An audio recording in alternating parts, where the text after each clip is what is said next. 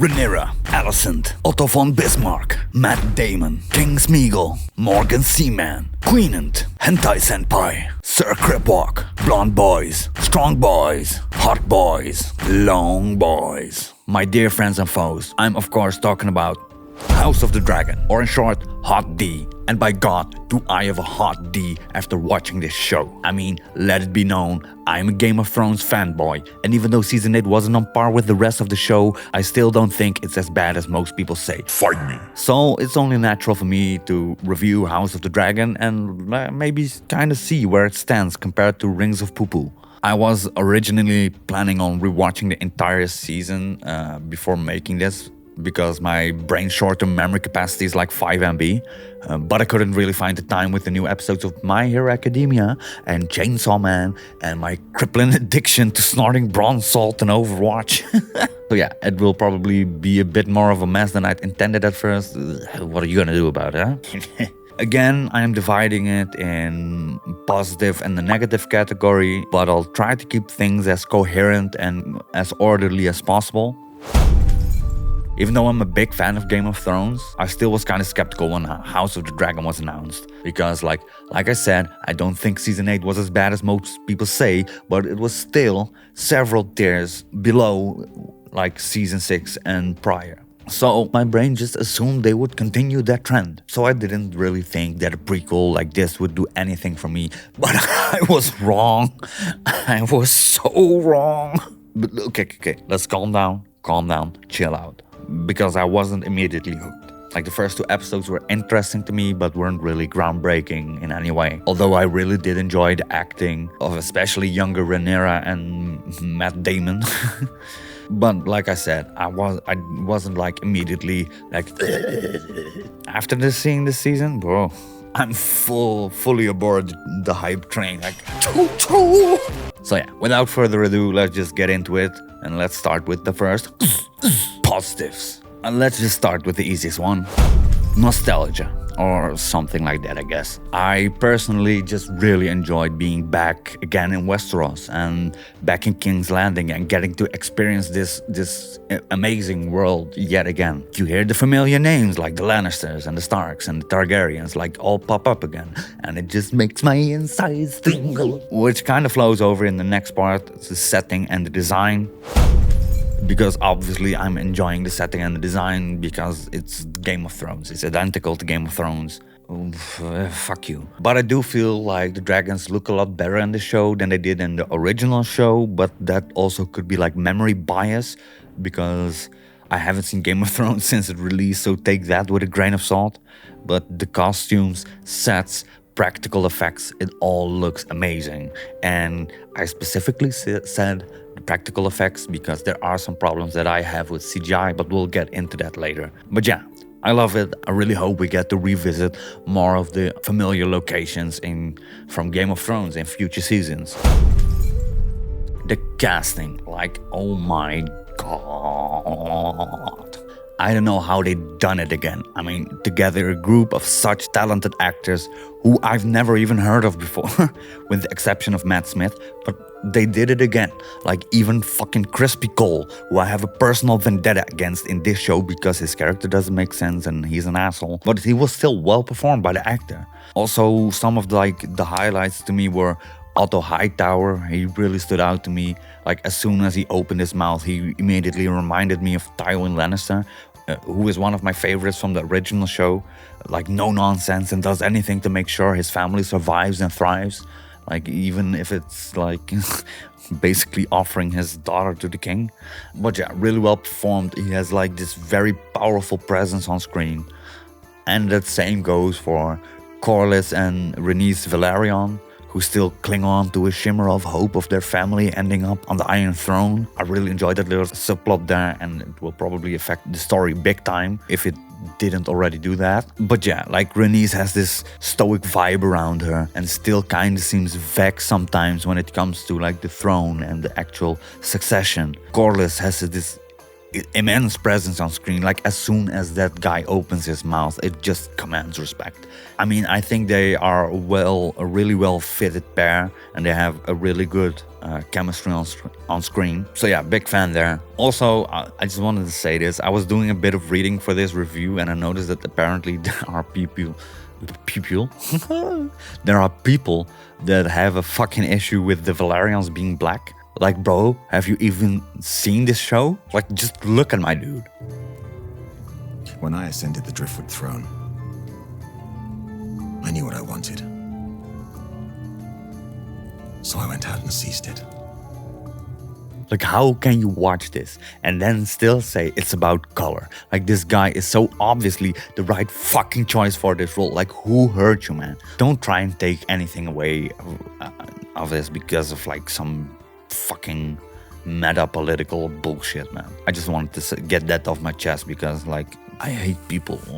Matt Smith, Damon, I'm not really familiar with his previous work, to be honest, but he was exceptional throughout the entire season. I was constantly fluctuating between I fucking hate this guy and I fucking love this guy. And that's just a testament to both the writing and the acting of this character. Man, like, to be fair, I had to get used to like his face combined with the white blonde hair. Also had the same thing with Lord Corlys. I mean, I don't know what it is exactly, but seeing those guys with that hair color just give me the vibes of like custom character in a cutscene. But if I did, I want him to be just like you. Knock. Hello, Lamar. What's up, homie? But yeah, like the acting made sure that I could look past that. Like, one of the peak moments when it comes to casting, though, was with Rhaenyra and Alicent. Like, the way the versions of the before and after time skip just seemed super consistent, both in looks as in acting and mannerisms. They just made it feel like these two characters were somehow still played by just two actresses, while still being portrayed by actually four actresses. I mean, what can I say? Well fucking done. Hype! But now, on to the king. Literally and like figuratively speaking, man. This man is a badass motherfucker. King Viserys, Paddy Considine. I mean, dude, I'm sorry if I butchered your name, by the way, but dude, he didn't really convince me in the first episode, not gonna lie, but my guy came correct in episode 2, and from there on out, he smashed it out the park, with it all culminating in episode 8, where he went out with a fucking slam dunk. Like, man, I mean, the range of emotions I felt throughout that episode. Like when he walked into the throne room to support his daughter's claim to the throne, and like this feeble old man, but still somehow exuding more power than he'd ever done before in the show.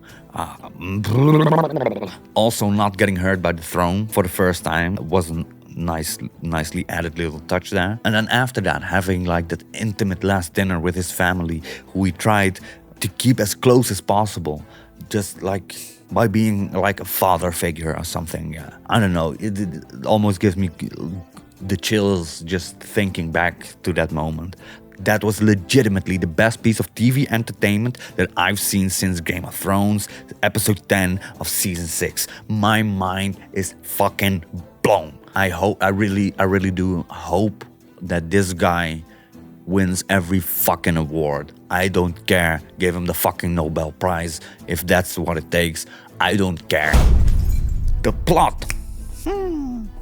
I mean, the first episodes were mainly focused on getting to know the main characters and setting up some important plot lines, like things like the fact that Rhaenys was actually the heir to the Iron Throne, but then ended up being swapped out for her cousin Viserys because he has a pee-pee and she no pee-pee. But he later on struggled himself to produce a male heir of his own, which was then highlighted in the most gruesome fucking way possible with the birth or like miscarriage of his next child. His wife cannot deliver the baby and the king needs to choose whether to let the maesters cut open his wife or to let them both perish for sure. Really hard stuff there. Okay, I said like the first episodes were mainly focused on getting to know main characters and setting up plot lines, but in all honesty, probably like the entire season is actually setting up the important plot lines. Like, we're still in the very like baby steps of this story, but there's already happening so much. Like the power struggle that's being set up here, not only between Rhaenyra's side and Alicent's side, but there will most likely also be power struggles within those factions. Like Daemon, who I assume still wants wants to be a king instead of just a king consort, and Otto will try to get a greater influence on Alicent's son, while Alicent will try and do the same thing. There's also like this little plot line between Rhaenyra and Alicent's kids, like how the bullying of Aemon eventually devolves into him getting fatty whopped and the other one getting fucking chomped. It seems really solid so far. There are some flaws that I will touch upon later, but for the most part, I'm very excited to see how the story will progress. I mean, there are, of course, a lot of really awful things happening in the show, like a lot of blood, death, sex, incest. But I guess that's nothing new to this IP, right? But my god, these fucking miscarriages. There were like 3 of them in this season, and every single one was just horrible to see. I looked away so many times during those scenes. Even though they really didn't show much explicit shit, it was still excruciating. But it's an integral part of this story. So it's a really harsh like reality which is portrayed really harsh. And it feels odd to name this as a positive, but each of these scenes were such powerful moments that gave this first season a lot of weight, especially emotionally, but also politically. Like I said, it's very much still in the baby steps. I don't want to jump to conclusion by saying this is an S-tier story because it's still being told, but so far I'm very much entertained and I'm really excited to see what's gonna happen in the next season. Now, it's obvious that I'm a fan of this entire show, this entire IP, but that doesn't mean I'm not gonna put a dookie on this show, because even the hottest of these go flashes from time to time, and there are definitely moments where this show twirls its little floppy wiener. First of all, some of the CGI effects are really jarring. I mean, there was a scene where Aemon was crowned king and the proportions for the entire shot just felt way off. I mean, just look at this. I mean, I don't know, the proportions were just off. I get it, most of the CGI budget went to the dragons, which was a wise choice to be fair, because dragons are a really big, crucial part to the story. But still, some scenes really didn't work well with the CGI that was present at that time. And in some cases, it did take away from the scene. Wow. The darkness, I mean... The shots are too damn dark, man. When there's no light, I can't see shit in the show. Like you have especially the episode where Aemon was claiming Vhagar, that was basically entirely in the night, in the darkness, but I couldn't see anything. And I had to reconfigure the settings on my fucking monitor to get a visible picture. And after I did that, I could just still see the fucking shadows of the actual sunlight, because like they artificially made it darker in post and they filmed it during the day. I mean, it looks so crap, man. And they had like this excuse of like, yeah, but like all screens are different and blah blah blah blah, and blah. Well, maybe just don't tailor it to a fucking screen type that only 5% of the people actually use. It's not an excuse. I hated that. I couldn't see shit. And it's not just that episode, it's also present in other episodes, like basically when the sun goes down, everybody turns into a fucking bat. Next up, the time skips. Although necessary for this story, I guess. It still messed up the pacing at some points for me. But I guess I could still get over that more easily if it weren't for the fact that in these skips, the portrayal wasn't consistent. In the first skip, only Rhaenyra and Alicent and Viserys age visibly, but everybody else looks the same. And in the second skip, only the kids of Alicent and Rhaenyra age for like, what, 5 years, 10 years? Except for Aemon, who spent like an additional fucking week in the hyperbolic time chamber and came out looking like 36. I mean, that was a bit of immersion breaking to me. Like, also, yeah, I have Kristen Cole, who looks visibly the same the entire time.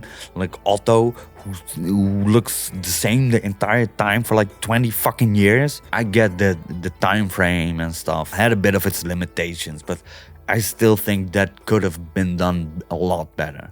It was just immersion breaking, I'm sorry. Ah, yes, the big one. The big one. I know, it's the titles of the books and the whole thing, blah, blah, blah, blah, blah, blah, blah, blah. Shut the fuck up. And let this show be its own damn thing. And it also kind of seeps through to the theme song of the show. I honestly really don't like that they chose for the same damn tune.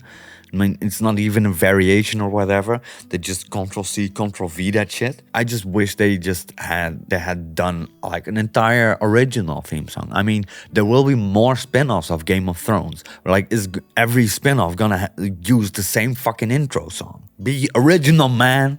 Let it die, man. Let Game of Thrones go. You're doing well on your own. You don't need this. And I think I speak for a lot of fans of the show when I say we don't really want to be reminded of that prophecy again. That prophecy was, for me, one of the least favorite parts of Game of Thrones. And it starts out as my least favorite part of House of the Dragon as well. And then you have like the part at the end of episode 8 where Viserys thinks he's talking to Rhaenyra, but it's actually Alicent, and he mumbles on about the prince that was promised, yada yada yada yada yada. But it was okay, and it was way better than the Rings of Power version with the king. And check that video out, by the way. It's really good. It was really fucking dumb. Just felt out of place, especially with that episode, because quite frankly, it was a bit of a poo stain on what is, in my opinion, the best episode of anything that has released since Game of Thrones. Makes me sad, man. Lena. I know, this isn't a thing for TV shows, but your boy really needs an OVA about Lena. Like, she was set up to be such a badass. And in this first time skip, we miss how she gets Vhagar. She claims Vhagar, but we never get to see it. And I know it was because they didn't want that moment to take away from Aemon's moment when he claims Vhagar. But still, man, especially seeing how she exited the show. This woman is a fucking maniac, and I'm so here for it. Don't let it die like this. Give me my Lena OVA. Christmas Cold, I hate him, not the actor, just the character. Wanna know why? Check out this video or this video. I don't know. I'm done talking about this dude. Hentai Senpai, aka Larry Strong, little fucking weirdo. I mean, I'm still a bit on the fence on this one. We haven't seen really much of his character yet, but something feels off. Maybe it's just because he's meant to be a really awkward character and I need to get used to that or something. I don't know. Maybe it's the whole foot fetish scene that just got to me. That felt really out of place somehow, as if it was just put in for the sake of shock value, like there could be, oh, we did a weird sexy thing, ooh.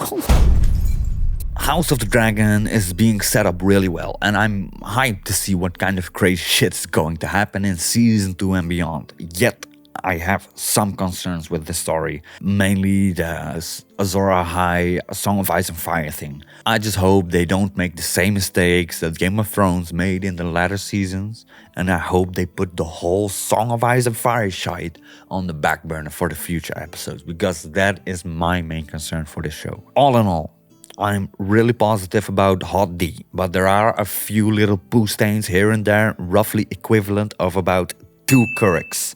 So, really promising, just wipe off the poo stains for next season and they might attain an even perfect score. That were my thoughts on House of the Dragon. I mean, I could ramble on and on and on and on incoherently. I really hope you enjoyed the video. If that's the case, well, consider doing the thing. Maybe even doing the thing. Hey, thanks again, guys. Bye!